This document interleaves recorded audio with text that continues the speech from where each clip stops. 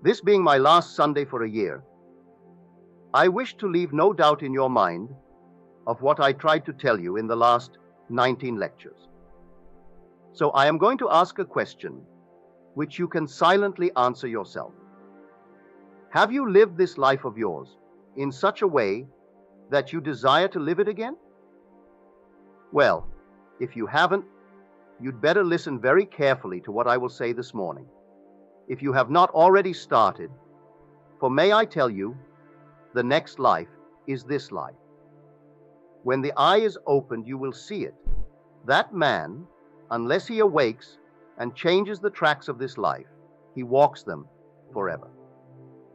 So if you have not lived this life in such a way that you really desire to live it again, you start now to interfere with these tracks and laying new tracks. Let me give you just one simple little vision. These are all true visions of the speaker. Lying on my bed, suddenly the eye opened, the inner eye opened, and I saw a man, casually dressed in working clothes, walking the sidewalks of a major city. As he came to a hole that was open to receive coal, in fact, the coal had just been delivered, he dropped something from his hand, and bending down instead of picking up the thing, dropped. He picked up huge hunks of coal that were scattered around the hole, and then my vision relaxed. When I reconcentrated the vision, it was on the early part of that scene of the man walking down the sidewalk. He came to the manhole, he dropped, as he had in the previous state. Bending down, he picked up the coal as he had done before. Everything was in detail. As I saw it for the second time, I said, now that scene hasn't changed one iota. My attention again relaxed. When I reconcentrated it, it was on the early part of the scene. Now I could prophesy for that man. I knew exactly what he would do every moment of time, right up to that manhole, that he would drop his package and not pick it up, but pick up the coal. I knew he would look into that manhole and then change his mind, either because someone below saw him pick it up and he didn't want the consequences of his action, or else he had a change of heart. But I knew in detail what that man would do. We are walking tracks, and the tracks are forever. And by the mere curvature of time, your next life is this life. You simply replay it. So if you have not so played it that you are proud of it, you start now and you start the change today. We have given you a system by which you change it. For those who haven't heard why I say you walk tracks, you are standing forever in the presence of an infinite and eternal energy. And from this energy, all things proceed. But they proceed according to pattern. Energy is moving in a certain pattern, and you determine the pattern that it takes, for you actually lay down these tracks within you. That energy flows over by the use of your inner conversations. This energy, I call it now mine, follows the tracks laid down in a man's own inner talking. So, if your inner conversations are not what they should be, I ask you today to start carrying on conversations within yourself from premises of fulfilled ideals, the man you want to be, the woman you want to be.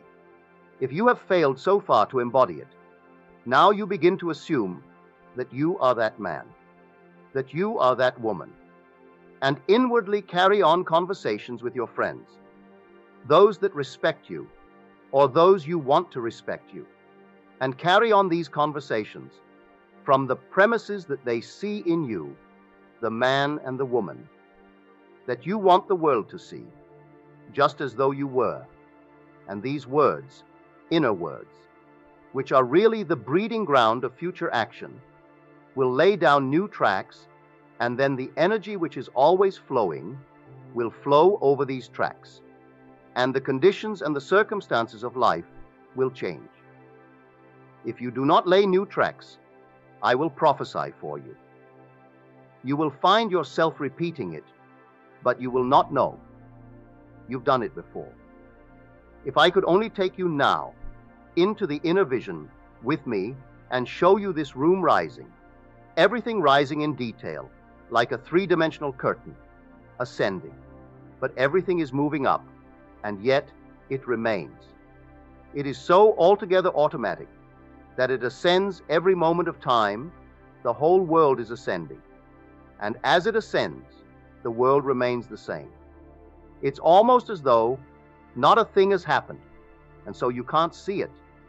But if the inner eye opens, you see it ascend. And as it leaves off, that which begins is the duplicate, the perfect duplicate of the thing that rose, and it rises in a three-dimensional manner. So that when a man goes over these tracks, he is totally unaware that he has walked them forever. So I bring you a message to make you conscious. Man must awake from the dream, where he is simply an automaton. He moves like a machine, then he begins to awake, and when he awakes, then he is not that man at all that he seemingly in the past played for eternity. He awakes into a new being, a new man. Now the new man is a man of new conversations. As told you in Ephesians, put off the former conversations.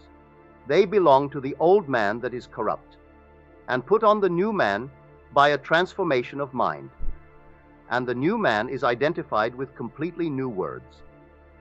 He speaks only the kind things. He is incapable of any unlovely thought in the world. He is incapable of even listening to the unlovely, for inwardly he speaks only the kind, only the loving things of the world. Then he finds himself awakening a man within that was asleep. He awakens the second man, which is called Christ Jesus in the Bible, which I tell you now is your own wonderful, loving imagination. When imagination awakes, it is incapable of being exercised in any way outside of the loving way. So every time you use your imagination lovingly, you are literally awakening this inner man, and you're mediating God to man. If I think of anyone in a loving way, I'm in contact with that being, and God flows toward him. Now, because this is my last Sunday, I will give you what I gave the class last Friday. Do not see it just as some metaphorical picture. See it as an actual picture. Imagine yourself at the very base of a wonderful waterfall, and that water is flowing beautifully on you. And imagine it's flowing through you, and now from you, and flowing towards someone you think of. I make this statement because it's a true statement. We are now in Eden, but we are asleep, as told you in the 2nd of Genesis. Man went sound asleep when he was placed to dress it and to keep it. To awake, do this. Just imagine yourself the center through which water radiates, and everyone in this world is rooted in me and ends in me, as I am rooted in and end in God. So I am in God's garden. It's Eden. But in God's garden, every man in the world has a plot, a little garden.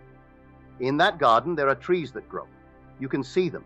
If I look at this man now and inwardly look at his plot, in my garden, I will see the trees. Some will be called health. Some I call wealth. The tree of dignity, the tree of nobility, the tree of being wanted. They may be withered. They will never really die, but they may be withered. They are in need of water. Just imagine that you are watering that plant, and see in your mind's eye the leaves appear on what formerly was a barren plant. See the fruit appear, and wherever he is in the world, as you water his garden, which really is your own garden, as you water it, he will embody the very qualities that the tree is now beginning to bear and radiate. You name the tree, whatever you name it, that it is. And you name this one if you know he is unwanted. He wants to be wanted. You name it and let the water flow towards it. Imagine it's growing healthily in that garden, and see it put out its leaves, and see it put out its fruit. Wherever he is in the world, he will begin to be wanted by people in his world. If he is unemployed, it's a tree of employment, and see it radiate its leaves and radiate its fruit. He will be wanted, and he will be gainfully employed. I tell you, this is not just an idle statement. Everyone here can do it, and everyone should do it. And whenever you water the tree in anyone's garden, at the same time, you are watering your own garden in the eternal one of God. For I am the vine, and ye are the branches. Every man can say the same thing. So as you rise here, there are 2,600 of you. You individually are the central vine of God's garden, and everyone in your world is a branch in that vine. So when I, as a central vine, water a branch in my garden, at that same moment, I am being watered, and my garden is being watered in your wonderful garden. I don't have to water my own. Just by taking care of the many gardens in God's Eden, I take care of my own garden that is in the vine of everyone in the world. You try it, and you can bless everyone in the world, and then eventually the eye opens, the ear opens, the inner man awakes, and you see the most glorious world, which is always here to be seen.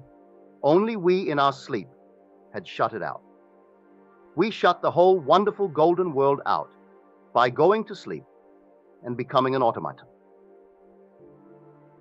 But take me seriously, for your next life is this life. You make this life what you want to make it. Because if you don't, you will find yourself automatically, and you won't even know it. Because as a sleeping person, you don't know you are walking the same track.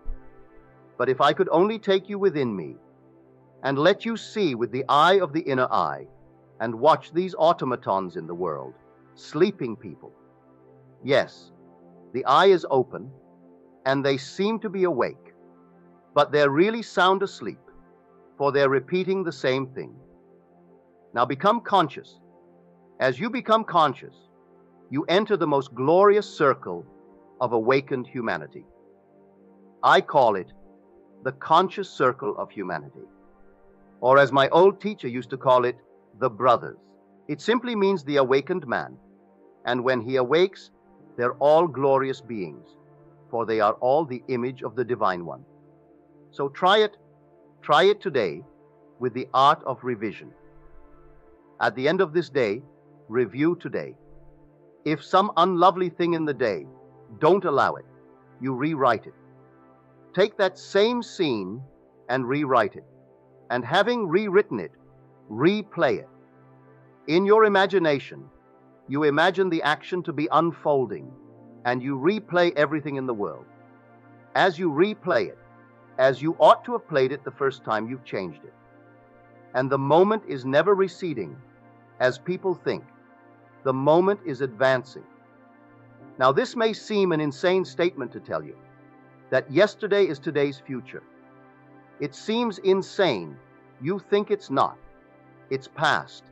But by the curvature of time, you will discover, but you will not know it, because you will be asleep unless you begin to awaken, and you will come upon what is yesteryear in your future.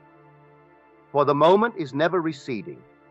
It is always advancing into the future to confront us. And so, if you don't change it, you will simply find yourself repeating over and over what, luckily in God's infinite mercy, that sleep shuts out the memory of it. So you are doing it, and you think you're doing it for the first time. But I ask you to awake for the purpose of this platform. It's to awaken everyone who comes here, that we may all enter this brotherhood of awakened humanity. Now, we are told there were 2 gifts given to man at birth. It doesn't mean this little birth when I left my mother's womb, but when I left the womb of my father. That is the grand womb, the womb of creation. When, before the world was, he created me and made me perfect and set me in this world for a purpose, educative purpose. But he gave me two gifts. He gave me his own mind, and he gave me the gift of speech, the very thing he used to create a world. So he spoke the world into being, and then gave me the gift by which he spoke the world into being. So he gave me mind and speech. If I use the gift wisely and do it rightly, I will be led into the realization, into the fulfillment of my every desire. Not one is beyond my ability to realize. If I continually use it wisely, when I quit the body, as the world calls a man dead, when I leave this into another dimension, by the wise use of the same two gifts, I will be brought into the company of the blessed if I awake. If I don't use it wisely, I continue my circle of sleep. If I use it wisely, I will break the circle of recurrence and rise beyond it into eternity. If I don't, I continue on the curved line of time and repeat it over and over until someday I awake. For I am destined to be conformed to the image of his Son. So I have no doubt that everyone will awake. But why not start the awakening process now? And you start it by practicing the art of revision. You try it. Don't treat it idly. I ask you and I beg you to read and read over and over again the chapter, The Pruning Shears of Revision, and take it day after day, and never let the sun descend upon your wrath. Any vexation or any problem of the day, resolve it before you sleep, and carry that resolve picture into sleep, and you will find the inner man awakening. But you try it with your friends, and that you are the grand waterfall. The Bible speaks of water. The mystic knows it does not mean water, it means truth.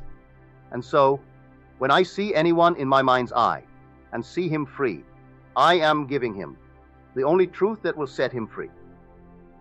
So if I water his plant, imagine the water is really going to it, and I see the leaves begin to appear, and that man becoming free.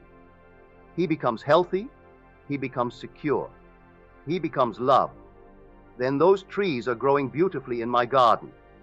And so as I do that, not only will he benefit from my watering his plant, but I will benefit. I will begin to awaken. So I ask everyone here to really try it. Now I know today the title was The Coin of Heaven, but this being the last day, I thought I would simply give a sort of quick summary of what I have tried to tell you. For the purpose behind the 19 lectures was to stimulate you to interfere with your time track, that you may do something about it, for the passage of time cannot change it. If you wait, thinking there is going to be some change beyond the grave, I tell you, you will wait in vain. There is no transforming power beyond the grave. All transforming power is in man, now, to interfere with his time track, and you interfere with it by simply changing one moment in the course of a day, not accepting it as final, no matter how factual the day. You know you did have that experience. Don't allow the day to descend upon it and say, well, I did have it. Go back to that moment in time, rewrite it, replay it in the revised version, and do it over and over in your imagination until that takes on the tones of reality. As it takes on the tones of reality, you have changed your future. Take another incident and change it, and keep on changing all the little episodes, all the little experiences, and make them conform to a more idealistic experience and relive it. If anyone is here for the first time, you might think, well, that's fooling yourself, but you try it. Try it and see if the inner man will not awaken.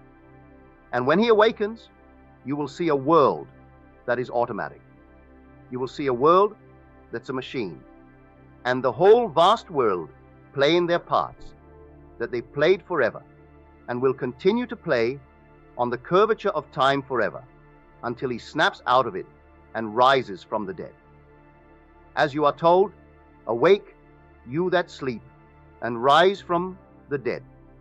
The state called sleep now is likened unto death, where the son has died.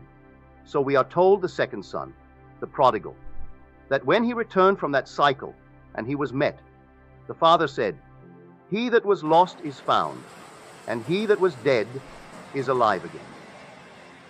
So this state of lostness is likened unto death, and the only purpose now is to rise, not to amass a fortune, although you are entitled to it, not to become famous, although you are entitled to it, but simply to awake from the state of sleep. And I know of no other way to awaken a man unless I can show him how mechanical he is. And if you will take and practice seriously the art of revision, the eye will open, and you will have the experiences the speaker spoke of.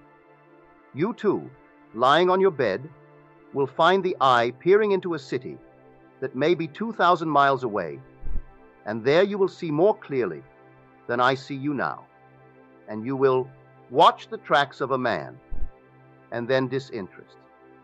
And all of a sudden, you decide to once more to be interested, and you don't have a memory image of the man. You see the whole thing all over again.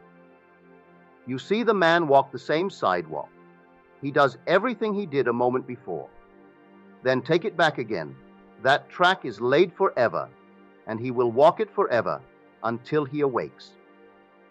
So I ask everyone here to take me seriously. If this seems a bit too mystical for you, I don't apologize. It's the only thing I can give you. For as I begin to awake, I've got to give you the food on which then me Father feeds me. He feeds me on new ideas.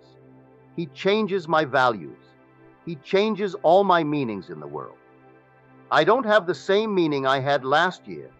I don't have the same values I had last year. For the motives I had last year might have been along a different line.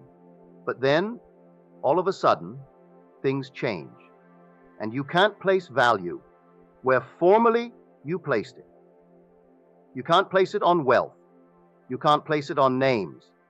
You can't place it on recognition. All your values change, and then you begin to inwardly see a new, wonderful world. So I tell you, this garden of which I speak is a true garden. This you call the world. Don't believe for one moment you are in exile. This wonderful, visible, objective world of ours is not a place of exile. It's the living garment of my Father. It really is his living garment, but it needs interpreters. Individual men come as they begin to awaken, and they will interpret for you this strange, discordant harmony. For to you, if I tell you, everything in your world is related by affinity to your own mental activity, you can't see it, and so you can't quite see this discord as related to you. If you didn't think that way, that you know of, you weren't conscious of it. If you were conscious of the activity within you, you would see everything related to yourself, your own being. What you do not now see, you will still know it is still related. So interpreters come because the interpreter, as he begins to awaken, he knows this wonderful world has a voice for him that speaks of things behind the veil of your own mind. For behind your face right now, there's an activity of your own imagination. And that activity, could you see it? You would see it projected as the conditions and circumstances of your life.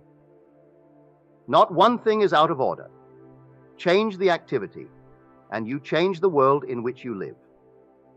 And you change that activity by the changing of your inner speech. For speech mirrors your mind, and your mind mirrors God. If you don't change the speech, you haven't changed the activity. And if you don't change the activity, you can't change the conditions of life. For they only come bearing witness of this inner action of your mind. So you want to change? I hope you do. But if you can now reflect upon your life, be it 10 years or be it 60 years, and you can't say within yourself, I would want to live this again if I had the freedom of choice, then you better start right now changing it. Because I make you a prophecy. I make you a promise. Your next life is this life. So if you cannot now in reflection say, I desire to live it again, then start today to lay down new tracks. Because if you don't, you're going to live it again. And living it again, you won't even know you are living it again. It is so altogether automatic. It's so effortless as you walk the tracks, for you stand in the presence of energy, and you can't stop walking. You've laid them, and you will walk them, and the curvature of time will bring you back and back and back, forever and forever, until you break it and you begin to awaken. And when you awaken, you enter a circle of awakened humanity. And I'll tell you, you know them more intimately than anyone you now know in the state of sleep. There is not a person on earth that you know as intimately as those who have awakened when you awake. When you go into their presence and you mingle with them, you become one. You do not lose your identity. In fact, you tend ever toward greater and greater individualization. You never become absorbed and lose your identity. But as you awaken to the being that you always were, but you had forgotten it and went sound asleep. There is a beauty in the inner man that the outer has never touched, never scarred. And so as you awaken, and they will be there to meet you, because they are awaiting eagerly for the breaking of the circle of recurrence. So you try it. We have told you many things this year, many things that seem too mystical. But I warned you when I took it 4 Sundays ago. This year, I would give you the end of a golden string, and I called upon you to roll it into a ball. And if you did, it would lead you in at heaven's gate, built in Jerusalem's wall. Well, I felt I have given you that string, but I cannot roll it into a ball for you. I promise you, I will water your garden, but it won't awaken you. It will awaken you only to lovelier things in a way, but it will not really break the circle for you. So I offer you now, this day again, the end of the golden string. But I call upon you to wind it and roll it into a ball by the daily application of the principle of revision. By daily watching your inner actions and see if they correspond to the actions you desire to perform in the outer world. Watch your conversations carefully.